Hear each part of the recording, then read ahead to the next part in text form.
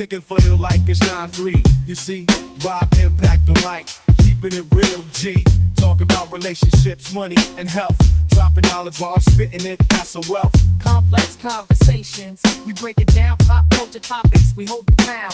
Dive deep into society's complexities. Educate, entertain, never rest in it. Complex Context, where the truth unfolds. Analyzing life through stories untold. Rob impact, dropping knowledge every day.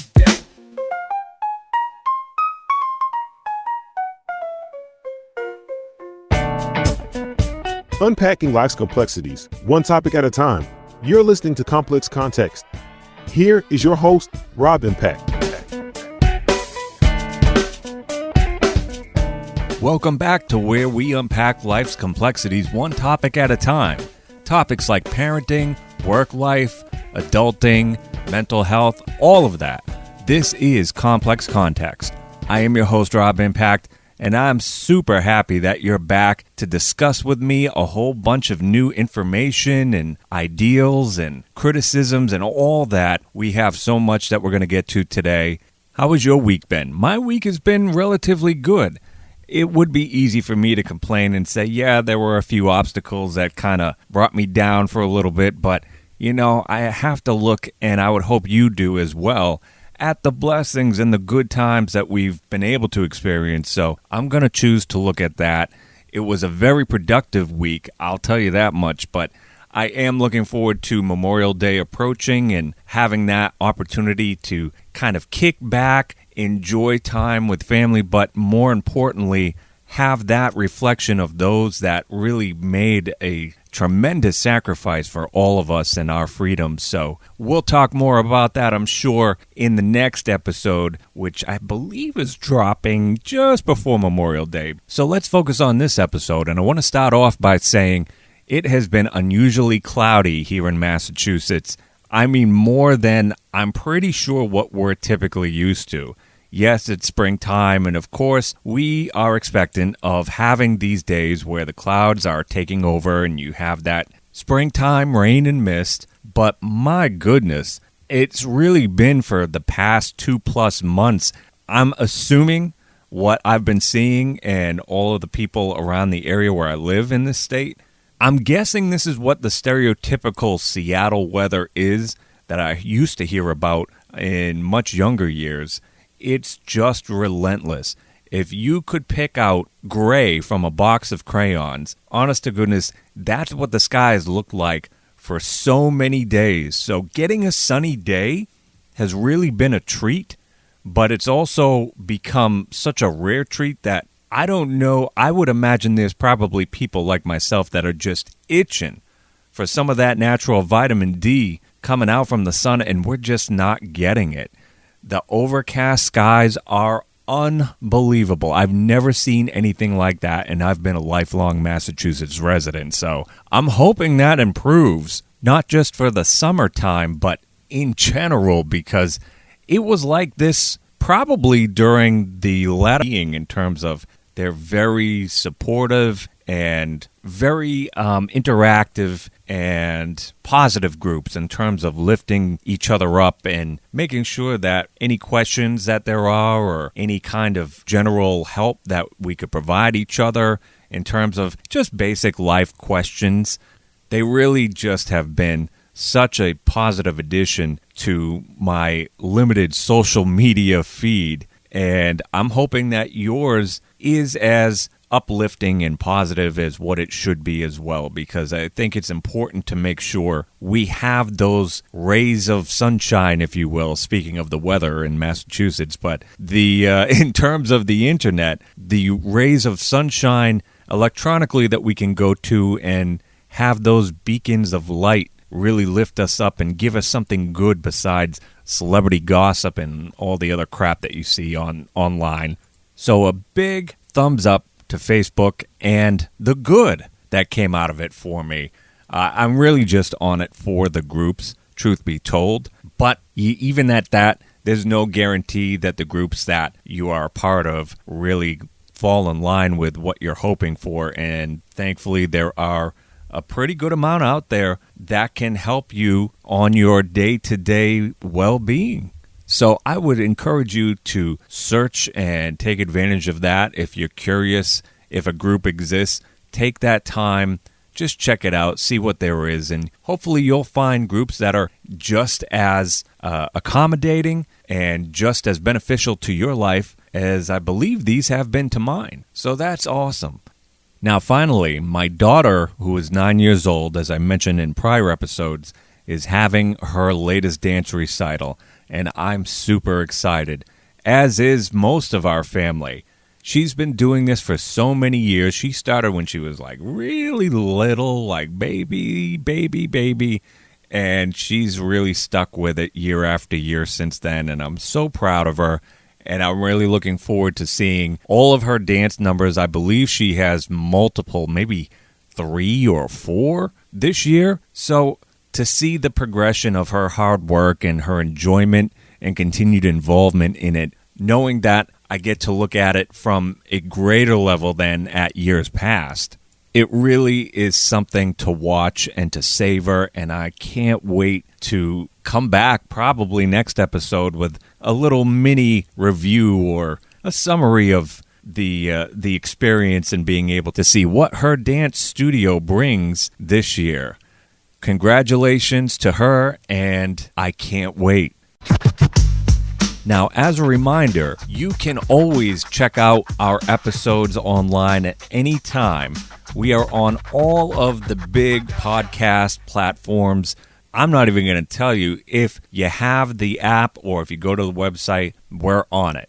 The main place where you can check out where all of those platforms are and where you can listen to the episodes right on your web browser is our homepage, which is hosted by our distribution partner and hosting partner, Podbean. Hey, Podbean, how are you? Glad to see you as always. You can visit us anytime at complexcontext.podbean.com. And don't forget, you could check us out on social media. We are on Facebook at Complex Context 1. And we are also on, well, it's official now, X. Apparently, you can't use the twitter.com URL anymore, so now we have to call it X. On X, we are at Complex Context 1. And if you have any feedback, any ideas for show topics, you think you're worthy of having a good discussion about any of life's crazy complexities that we encounter from day to day, feel free to reach out, complexcontextshow@yahoo.com. So I mentioned that I found a few Facebook groups that were really encouraging and uplifting. And I believe I mentioned at the top of the show, too, how my week has been relatively good. And, of course, there were a few obstacles, as most people encounter. But these are factors that are part of a bigger picture, and that bigger picture involves anxiety and self-consciousness. And those are things that, at this stage of my life, I didn't think I would be battling, but I have been. It's not an easy subject to listen to myself talk about and be accepting of the fact that these are things that have continual balance and efforts being made towards getting to the other side.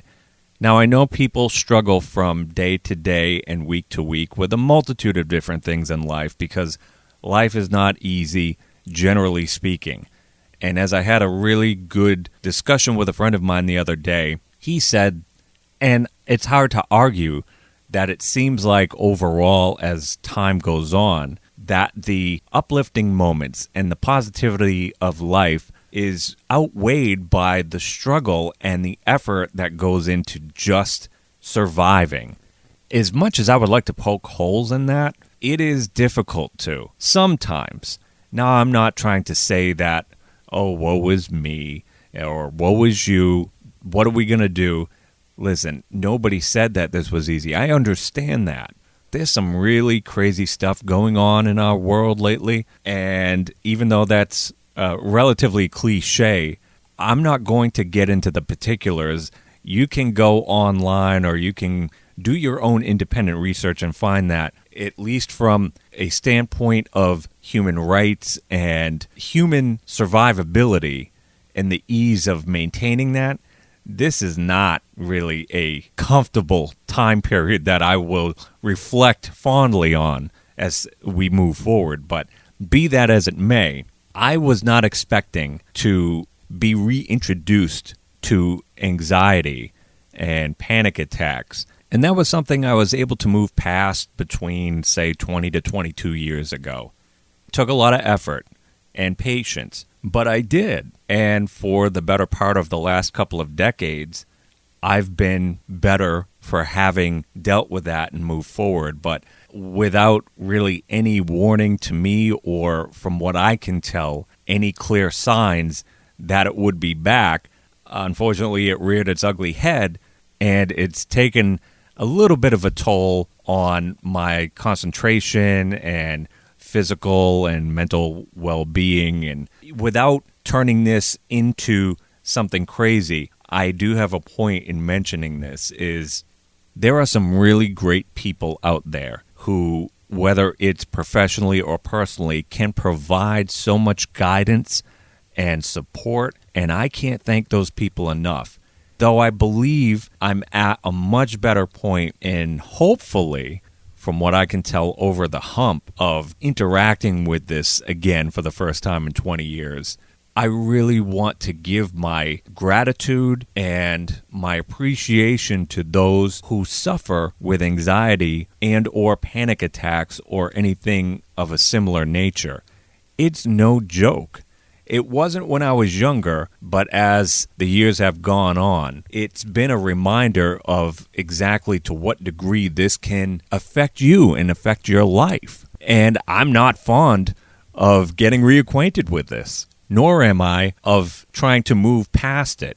I should really say moving past it, because I know that with the steps that I've taken in many different areas, again, mentally, physically, emotionally, and familial support, I'm at a much better spot. But it is a process, and it's not something that you can snap your fingers at and go, okay, I'm good now.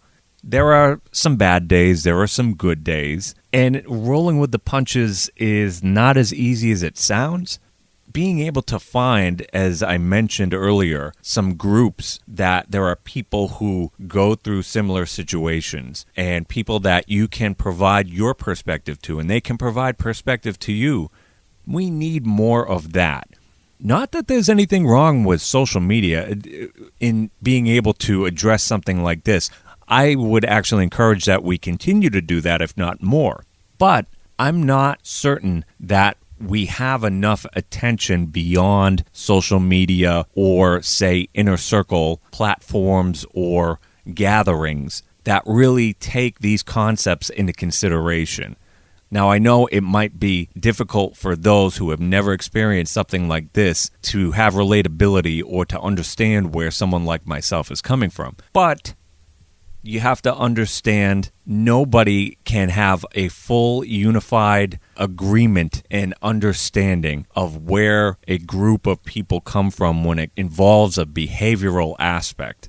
Now, I don't expect everybody to be on board or necessarily be able to show their support if you've never experienced anything like this. But I would ask that everybody has an open mind to the fact that these can be debilitating factors in somebody's life.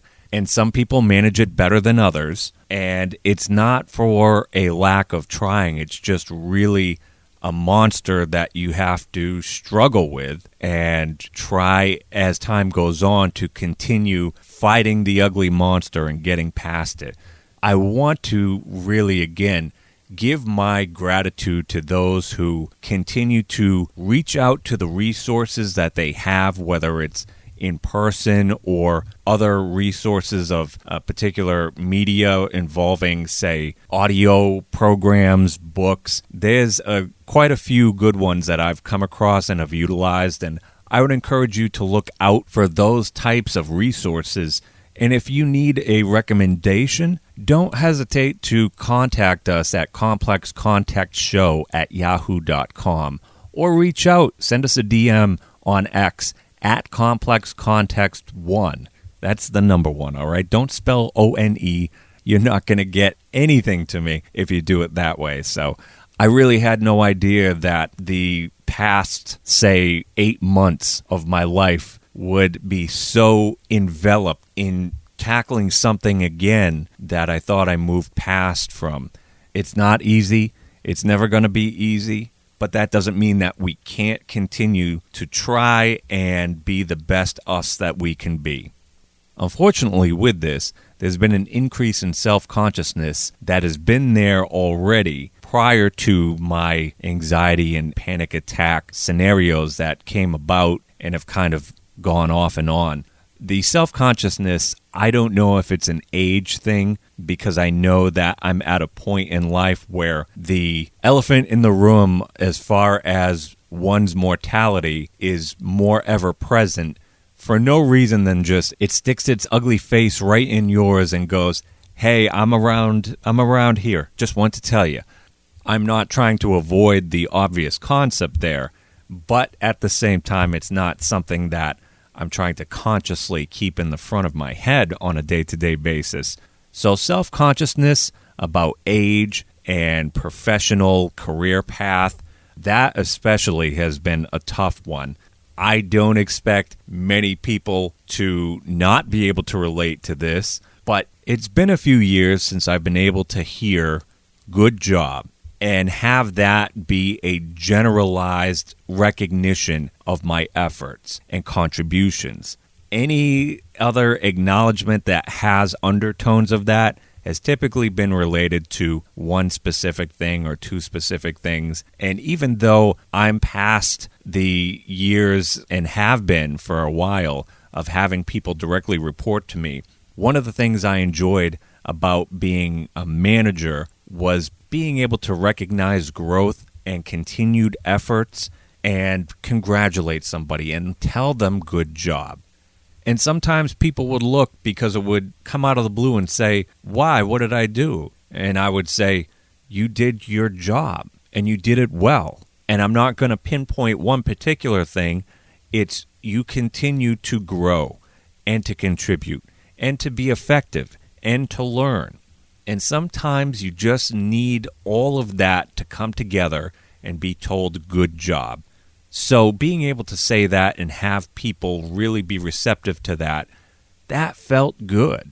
And not being on that side in these years where I'm in a role that I don't even get to say it. I would probably feel good if I was around people that I could recognize that and give them the acknowledgement, because I think that's important. And to see that positivity and appreciation, that makes me feel good. Not just for them, but for everybody. Unfortunately, I've been in a situation where I'm kind of on an island, and I don't get to say that to my colleagues who are all in other departments, and I don't see that being something that has occurred in, like I said, quite some time. Just generally speaking, without having it be associated to putting a fire out that was probably avoidable in the beginning.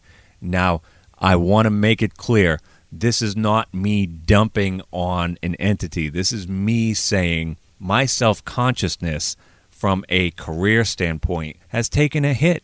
And I believe some of my anxiety has this wrapped up in it, which I'm not really a fan of, to think about it, because I want to be able, as anybody should, to contribute and go to somewhere that you can grow and you can be nurtured and you can, no matter how old you are, still have someone say, if you need me to hold your hand, I would be happy to do so to get you over that bridge so you know that you can cross at any time after. I haven't really seen that opportunity for myself and for many people right now in the United States, and we're not benefiting in any way from just going through the motions. There's a self-consciousness with my professional career path and where that may end up taking me, a self-consciousness with age, and just a general questioning of how much value there is in contributions that I bring to certain people or to certain aspects of my life. Now, don't get me wrong. I don't want this to come off like a big cry for attention. It's not. But these are the discussions that this show is about. And I want to know if you feel any relatability to what I'm saying. Contact us. I think we have a lot more meat on the bone that we can chew on when it comes to this topic. But all in all, I'm looking forward to a better me, a less self-conscious me, one that doesn't have to question any sensation or any kind of thought in my head and become anxious or stressed out about it. I'm looking forward to it, and I'm going to continue to work my ass off to get there. And I want to thank those who have been patient with me and have helped guide me and support me along the way. You have no idea how much I appreciate that. And I only hope that I can return the favor if desired. Now that we had our serious discussion, and there was a lot of heaviness to it, I think it's time that we give ourselves some positive vibes. Kick back, relax, let me set the tone. A positive vibe that you can call your own. Complex context, bringing happiness and rhyme, feel good news. We're gonna have a good time. Positive Vibes is the opportunity to bring news or information which is encouraging and uplifting. And this Positive Vibes was really cool because I know for most people like myself who are in or around major metropolitan areas or major cities in the United States, development has just been unbelievable. Those boxy paint-by-number looking buildings that have been going up everywhere, I know you know what I'm talking about, that usually have commercial available on the bottom floor, and maybe you have one unit taken up, and everything on top is residential. Well, thankfully, this is a story that kind of counteracts that scenario. So in Travis County, Texas, which is about 30 minutes from Austin, there has been a family ranch that has been converted into a public park. This ranch is over 1,500 acres. It was a cattle ranch owned by a family over 3 generations, and the owner is deceased, but is survived by his son and daughter, who spent many of their years on the ranch hiking and spotting all kinds of wildlife. It was a really cool story to read. What do they do with it? Well, the easy thing to do would be to sell it all to developers and say, have at it, we would love you to do whatever you would want. And they had that opportunity, but the family decided to decline and actually sold all but 90 acres. So we're talking about 1,410 acres. They sold to Travis County. They're only keeping 90 acres for themselves. What are they going to do with it? What is the county going to do with it, right? I bet the county will sell it to developers. Nope. The county is taking the ranch and will open it as a public park sometime in 2025 or 2026. The property was permitted for over 1,400 houses and 150 acres of commercial development, which would have included shopping centers and apartments. But that now is not going to happen thanks to the family selling over 1,400 acres to Travis County directly and their ability to open this up in the forthcoming years, which I think is fantastic. We need more areas like this where there's nature and wildlife and not more development. I just don't know where all of this supposed need for housing comes from, unless you have a few thousand people hiding in every basement that I don't know about. These developers are not building for the sake of accommodating housing needs exclusively.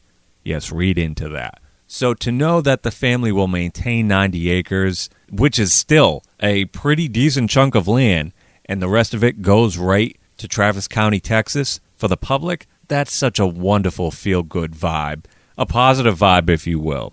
The family, with their maintained land, their portion will have an access road, a house, and a lake. And the county will receive first refusal rights if the family decides to sell in the future. So it's a win-win for everybody. I think that's fantastic. Travis County, Texas, you have some great land opening up on this ranch, and I'm looking forward to it for your sake. and for everybody's sake. It's always nice to hear something uplifting.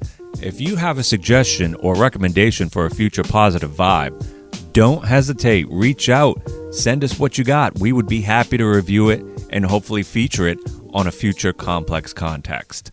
Now it's time to debut a new segment which involves our adventures on the internet and subject matter which really catches our attention. We call this Caught in the Internet.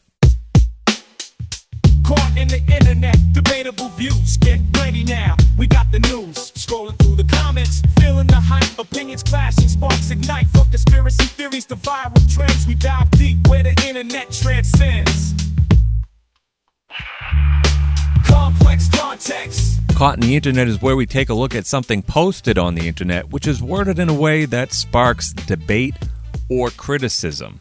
Our first Caught in the Internet involves a job posting which is provided on one of the more reputable and well-known job boards here in the United States.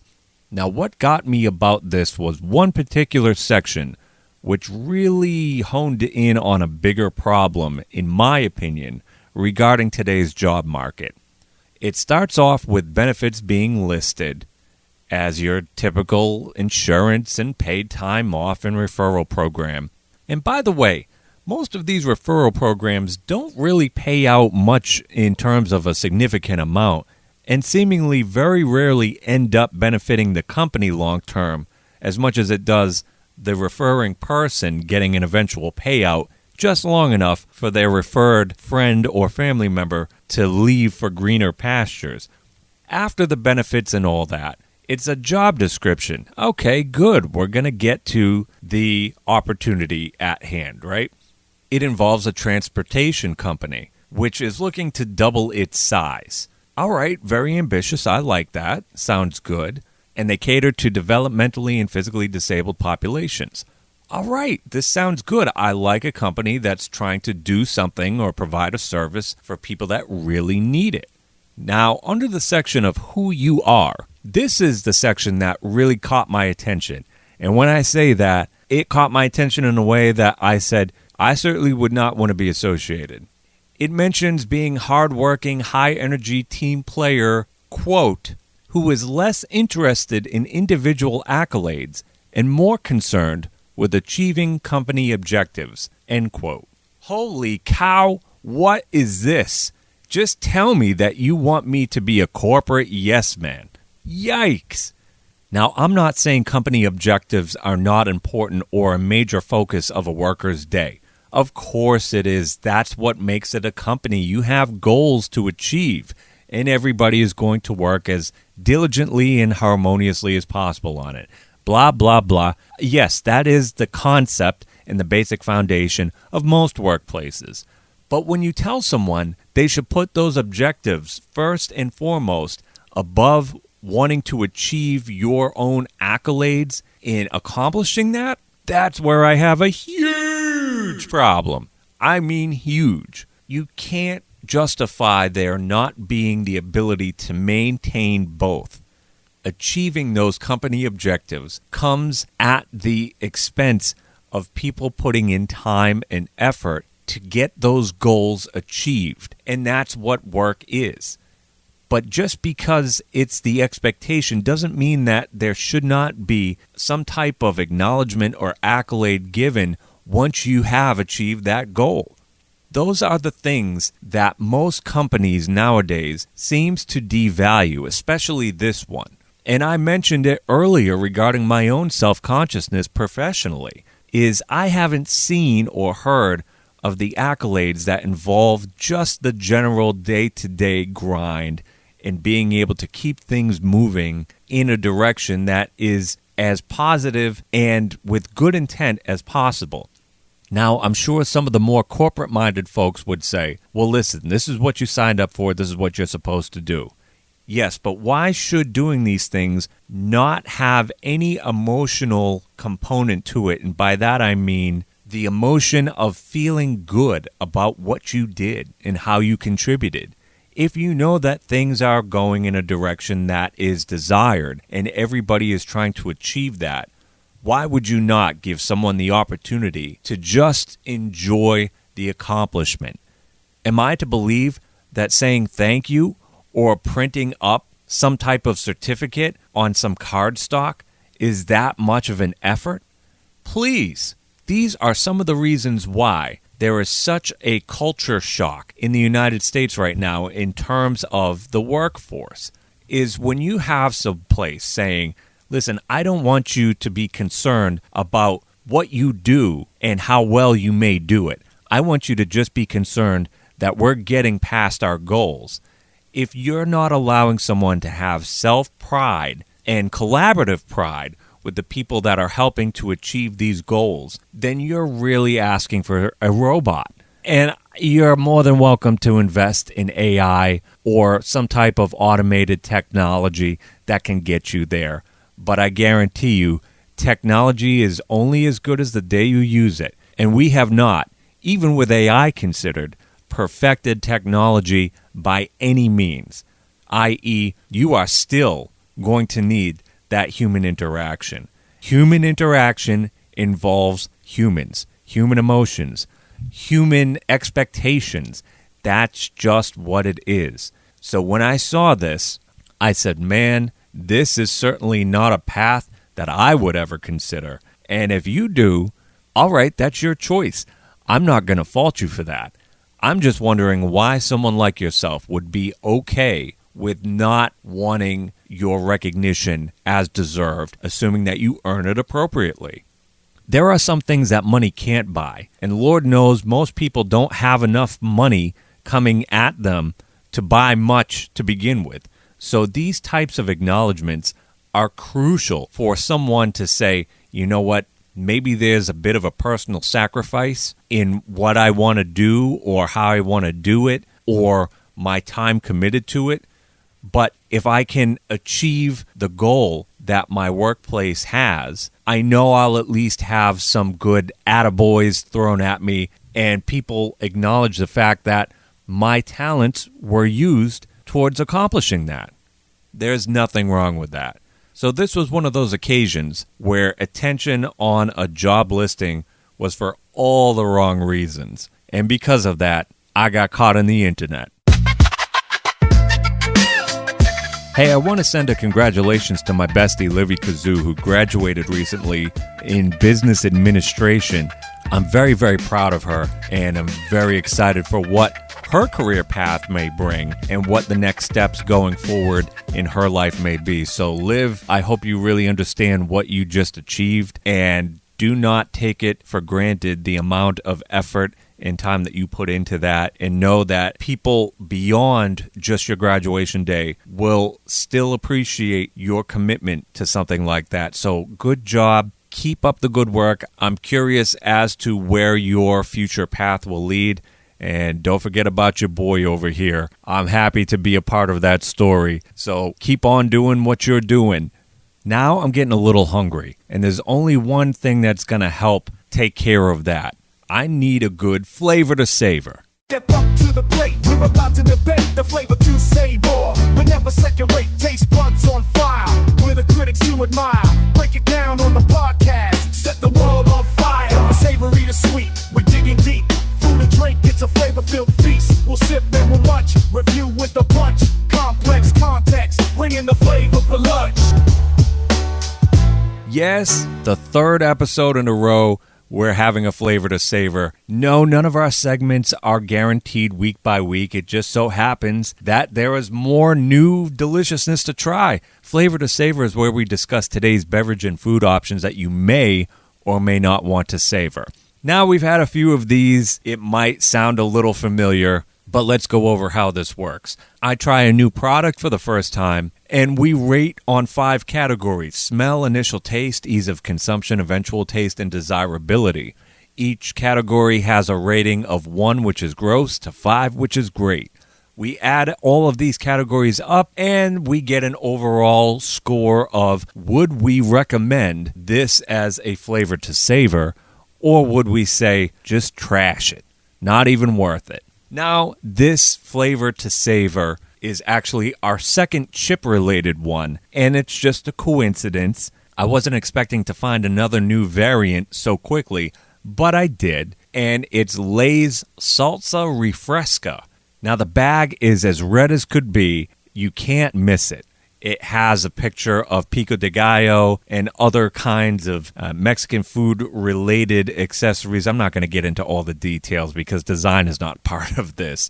It is a quote-unquote limited summer flavor, and according to the folks over at Sporked.com, it is tangy, lightly spicy, sweet, salty, tomatoey, and I have to agree with that. Lay's Salsa Refresca gives you the indication that you're going to have a Mexican flavor experience, and I have to say, they were pretty much on the ball with how they branded this. Let's get right into it. Number 1, smell. On a scale of 1 to 5, I gave smell a 3, which is so-so. And that's not for any lack of something that should have been there. It was a good smell. It just wasn't overpowering, but it wasn't over-attention getting either. So it just kind of was there. Nothing bad, nothing good. So that's why it kind of lands right in the middle. Our category number 2 is initial taste. When I took the chip out of the bag and bit into it, I kind of had an expectation already based off of how the branding was on the bag itself. And I have to say it was pretty much in line with what my expectation was. My initial bite had me saying, all right, this is really good. I should probably take out a sombrero and maybe do a little dance or something. I don't know, but the taste was very flavorful. It hit right away. And that first bite and couple of chews, it was something that definitely had me enjoy and appreciate the fact that I wanted to try this product. So initial taste, I gave a 4, which is good.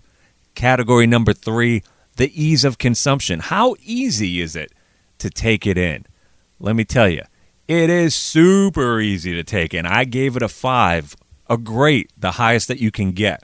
The chip is very light, not only light on the touch, but light going down. There wasn't, after chewing, any kind of discomfort or any inability to digest as comfortably as what you would expect to. Very soft, but crunchy enough to still have that expectant potato chip kind of texture and feel once you're chewing it. So the ease of consumption, it's as easy as you could ask for from a potato chip. So that brings us to category number 4, eventual taste. And I said, how does this eventual taste compare to the initial taste? Is it still just as yummy as the first bite that I took? And the answer is absolutely.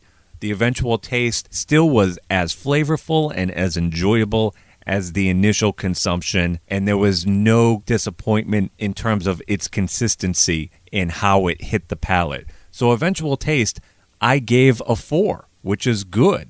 And category number 5, desirability. Would I want to have this again? Is this something that tasted so good and felt so enjoyable going down that I would say, yeah, I want to get it again? I gave this a 3, which is so-so. And much like category 1, which I also gave a 3 rating to, desirability was just kind of in the middle. There wasn't necessarily anything lacking there. It's a good product. It tastes good. It felt good. But it wasn't something that I necessarily would go out of my way to a store if I couldn't find it and say, hey, I really need to have this. Part of that probably lies in the fact that it's branded as a limited summer flavor. So in knowing that you have something good, I already know that within a matter of probably a few months, it's not going to be anywhere to be found. So it's hard to get behind wanting to have it so often that you get used to it, knowing that it's just going to be taken away. When we tally the scores up between the 5 categories, we get a total of 19, and 19 is ranked good. So if you happen to be at a store and see Lay's Salsa Refresca potato chips, I would say, yeah, it's good. It's a flavor to savor.